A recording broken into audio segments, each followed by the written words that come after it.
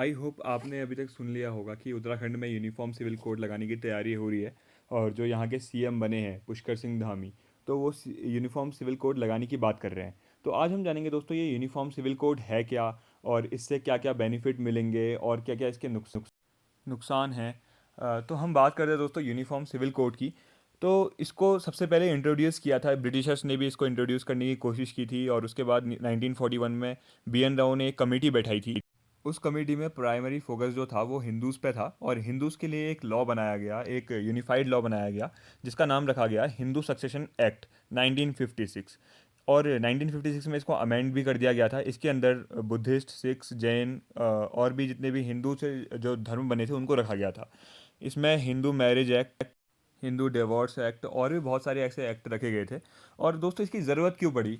अगर हम देखें तो अभी हर जो धर्म है उसका अपना अपना एक कोई ना कोई लॉ मानना होता है। जैसे अभी मुस्लिम जो धर्म चल रहा है वो अभी शरिया एप्लीकेशन पे चल रहा है, शरिया एप्लीकेशन एक्ट है उनका, और डाइवोर्स के लिए मुस्लिम मैरिज एक्ट है। वहीं क्रिश्चियंस के लिए इंडियन क्रिश्चियन मैनेजमेंट एक्ट है, और ज़ोरोएस्ट्रियंस के लिए Parsi marriage and divorce act है, और इंटर रिलीजन मैरिजेस के लिए भी एक स्पेशल एक्ट रखा गया है। तो यूसीसी को इसका कुछ हिस्टोरिकल बैकग्राउंड जानते हैं दोस्तों। यूसीसी को आर्टिकल 44 के अंदर रखा गया, और स्टेट के डायरेक्टिव प्रिंसिपल डीपीएसपी के अंदर रखा गया। इसको ना ही एक कोई पर्टिकुलर एक्ट नहीं बनाया गया, और ऐसा कहा गया कि समय आने पर यूसीसी को इम्प्लीमेंट करना होगा। अब डीपीएसपी में क्यों रखा गया? तो दोस्तों उस समय काफ़ी डिबेट चल रही थी, और आज़ादी का दौर था, और काफ़ी रायोट्स भी हुए थे, जिसकी वजह से इसको डीपीएसपी के अंदर रखा गया। और बी आर अम्बेडकर ये चाहते थे कि यूसीसी को इम्प्लीमेंट करना चाहिए।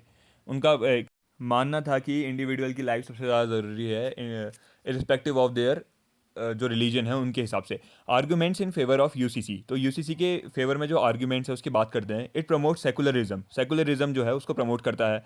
और all Indian should be treated same, हर एक Indian irrespective of their religions को सेम ट्रीटमेंट मिलना चाहिए। It will give more rights to women.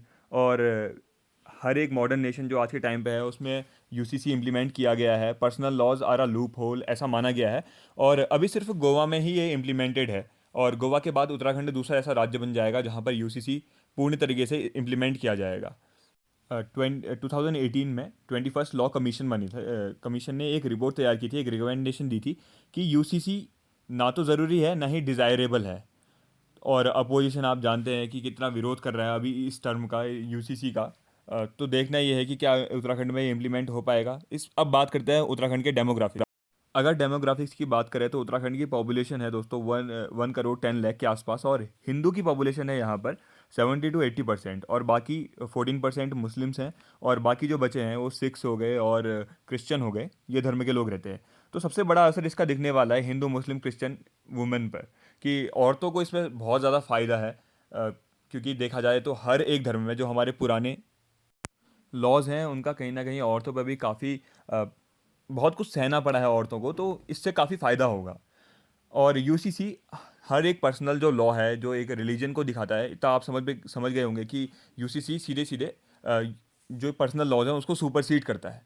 तो दोस्तों अगर आपको ये वीडियो अच्छा लगा तो लाइक, शेयर और सब्सक्राइब करें, क्योंकि 50% जो 50 से 60% जो अभी ये वीडियोस देख रहे हैं वो सब्सक्राइब नहीं कर रहे। तो ज़्यादा से ज़्यादा सब्सक्राइब करो, शेयर करो, और अपने व्यूज़ लिखो कमेंट बॉक्स में कि आपका क्या विचार है, और देखते रहिए। Thank you for watching.